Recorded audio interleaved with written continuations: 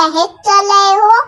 नहीं नहीं माँ, दाल चावल के लिए बहस नहीं हो रही है, बल्कि ये नींबू का अचार जो चिकन में लगा हुआ है ना, उसके लिए बहस हो रही है। कौन के नींबू के अचार की बात कर रहे हो? मैंने तो कोई अचार किचन में नहीं रखा। मैं तो सोच रही थी कि तुम लोगों ने आज दाल चावल खाया भी हो जा या आज भी वे बर्बाद ही हो जा। तो ये अचार आपने नहीं रखा, तो ये अचार आया कहाँ से? मीना अपने परिवार के साथ रहा चलती थी। मीना का एक 15 साल का बेटा और 18 साल की बेटी थी। गांव में टुलू से रहने वाली मीना की शादी शहर में हुई थी, तो ऐसे में मीना का अपने घर गांव में आना जाना बहुत कम हो गया था और बच्चे भी बड़े हो चुके थे। उनकी पढ़ाई लिखाई में मीना बहुत बिजी हो जाया करती थी। एक दिन मीना फोन पर अपनी माँ से बात कर रही होती है। माँ, अगर इस बार भी गर्मियों की छुट्टियाँ पड़ेंगी तो मैं जरूर बच्चों के साथ आपसे मिलने आ जाया करूँगी। बहुत समय भी हो गया है आपसे मिले। हाँ, पूरे 5 साल हो गए हैं ये सुनते सुनते कि इस बार गर्मियों की छुट्टियाँ पड़ेंगी तो बच्चों के साथ मिलने आऊंगी। इस बार भी मैं इंतजार करूंगी बेटा। माँ, आप तो जानती हैं ना घर में कितना काम होता है, और अब तो बच्चे भी बड़े हो गए हैं, उनको स्कूल की छुट्टी मिलती ही नहीं है, और आपके जमाई को तो काम से फुर्सत ही नहीं मिलता। सच में माँ, आप तो जाना है तो जाओ नानी से मिलने, हमें जाओ नहीं जाना। हाँ माँ, 10 दिन की ही तो गर्मियों की छुट्टियाँ मिलती हैं, उसमें भी हम जल्दी की जगह पर जाना नहीं चाहते। मुझे तो बिल्कुल भी पसंद नहीं है जाओ जाना। तुम दोनों चुप चलो, बहुत बदतमीज होते जा रही हो। अरे कोई बात नहीं, बच्चे ही तो हैं, उन्हें जाओ पसंद नहीं तो तू अकेले ही आ जाना बेटा। मीना अपनी माँ से कई सालों से गाँव मिलने नहीं गई थी, क्योंकि बच्चों की पढ़ाई और पति के काम की वजह से मीना तो समय ही नहीं मिल पा रहा था कि वे कुछ समय के लिए गाँव जाकर अपनी माँ से मिल पाए। ऐसे ही समय गुजर रहा था और जल्द ही गर्मियों की छुट्टियाँ भी पड़ जाती हैं। तभी मीना अपने पति मीनू से कहती है, जी, मैं आपसे ये कहने वाली थी कि बच्चों की गर्मियों की छुट्टियाँ भी बढ़ गई हैं, तो क्या हम एक बार गाँव माँ से मिलकर आ सकते हैं? माँ का मिलने का बहुत मन है हमसे। अगर ऐसी बात है तो तुम और बच्चे चले जाओ, मुझे तो कुछ काम है तो मैं नहीं जा पाऊंगा। पापा, मुझे गाँव नहीं जाना, मुझे वहाँ जाना बिल्कुल पसंद नहीं है। वहाँ के लोग बहुत गंदे रहते हैं और वहाँ की चीजें भी बहुत गंदी रहती हैं, और खाना भी बहुत गंदे तरीके से बनाया जाता है। मैंने अपनी आंखों से देखा है। मुझे नहीं जाना जाओ। माँ, आप तो जाना है तो आप जाओ प्लीज। जब दो बड़े बात चल रहे होते हैं तो बच्चों तो बीच में नहीं बोलना चाहिए। और हाँ, मैंने तुम दोनों की राय नहीं पूछी कि तुम्हें गाँव चलना है कि नहीं। माँ, आप तो कुछ भी कर लो, मैं गाँव नहीं जाने वाला तो नहीं जाने वाला। इतना कहकर पिंटी और पवन दोनों उठकर अपने अपने कमरे में चले जाते हैं। इधर मीनू मीना पर नाराज होते हुए कहता है, आज के बच्चे हैं और तमीज नाम की कोई चीज ही नहीं है, कितनी बदतमीजी से बात करते हैं, देखा तुमने? जब भी मैं इन्हें डांटती हूँ तो तुम मुझे इन्हें डांटने नहीं देते और कहते हो बच्चे हैं। अब देखो बच्चे होने का नतीजा, कितनी जुबान चलने लगी है इनकी। कुछ दिनों में भवानी अपनी बेटी मीना तो फोन करती है और मीना फिर से फोन उठाकर उदास होकर फिर से यही कहती है कि इस बार भी उसे समय नहीं मिलेगा। कोई बात नहीं बच्चे, अगर मुझसे मिलने नहीं आना चाहते तो तू अकेले ही चली आना बेटा। पता नहीं माँ, बच्चे ऐसे क्यों होते जा रहे हैं, लेकिन मैं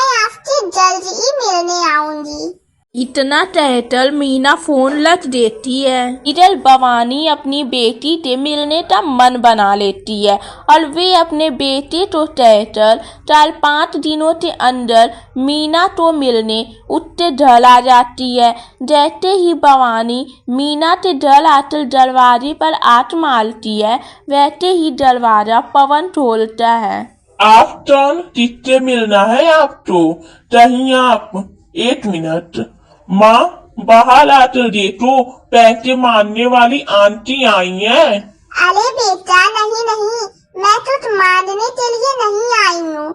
मैं तो मीना। वैसे ही पिंटी दरवाजा बंद कर देती है जिससे भवानी तो बहुत दुख होता है कि उसके बेटी से बच्चे अपने नानी को पहचान नहीं पाए। अब मीना दरवाजा तोड़ देती है और अपने सामने अपनी माँ को देखकर भावुक हो जाती है और गले लगाकर बोलती है, माँ आप यहाँ कैसे? मुझे तो बिल्कुल भी विश्वास नहीं हो रहा है कि आप यहाँ आई हैं मुझसे मिलने, अपनी बेटी से मिलने। तुझे देखकर तो बहुत खुशी हो रही है। मेरे बच्चे कहाँ हैं? उनसे भी तो मिलवा दे मुझे। माँ कहीं ये लोग तो तुम्हें मारने वाली नहीं कह रहे थे? नहीं नहीं, सच में कोई मारने वाली आई थी और वे तो अब चली भी गई। मैंने उसे थोड़े से पैसे दे दिए थे। कितने बड़े हो गए हैं मेरे बच्चे।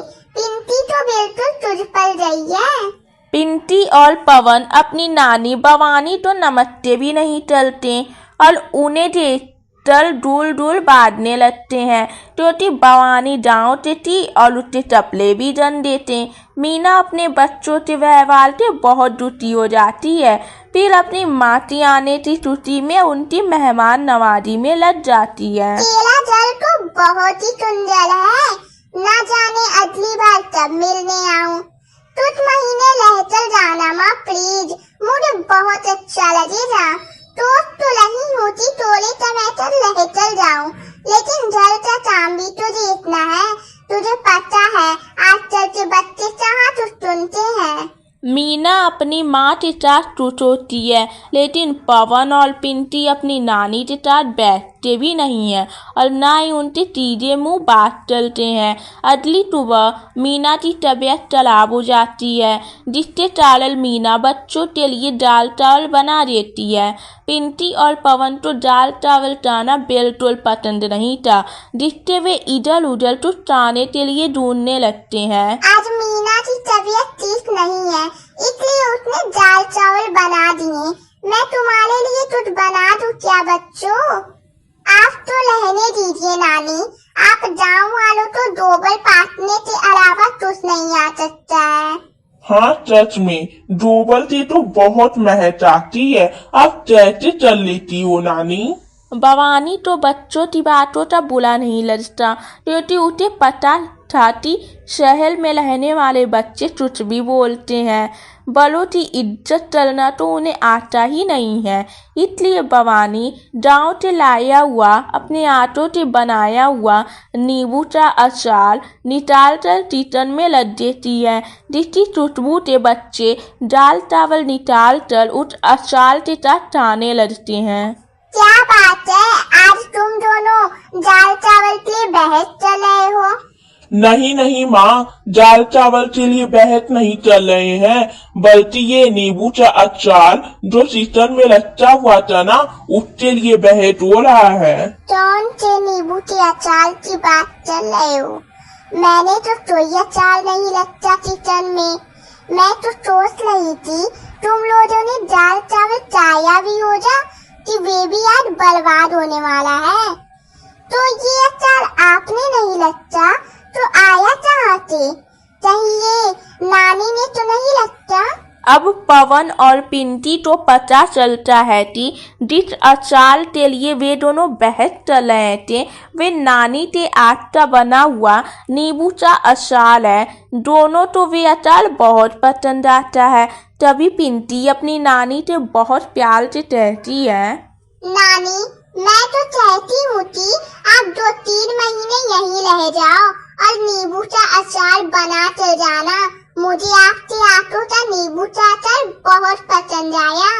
माँ के आटा खाना चाहते ना, तुम दोनों का दिमाग सही हो गया है। नानी प्लीज आप नींबू का अचार बना चली जाना, वरना हम आपको जाने नहीं देने वाले। अच्छा, नानी के आटो का नींबू का अचार क्या खाया? तुम दोनों ने तो मेरे ही तारीफ करना शुरू कर दिया। देखा ना नानी के आटो का जादू। हाँ, ये तो मानना ही पड़ेगा नानी, सच में आपके आटो में जादू है। जिस जाल चावल को हम सालों से आज तक नहीं लगाते, आज मजबूरन हमें खाना पड़ रहा है, और खाने के बाद तो ऐसा लग रहा है जैसे वही चाहते रहे, लेकिन आपके नींबू के अचार के साथ नानी। तो जब बना रहे हो नींबू का अचार नानी, और हाँ थोड़ा ज्यादा बनाना, मेरे दोस्तों को भी बहुत पसंद आएगा इस टूल में, और जब इस टूल में मेरी तारीफ भी चलेंगी। अब पिंटी की नानी भवानी अपने बच्चों के लिए नींबू का अचार बनाकर लट जाती है, जिसे ठाकर अल तो यही कहता है कि वाह, नानी के आटो का नींबू का अचार खाकर तो मजा ही आ गया।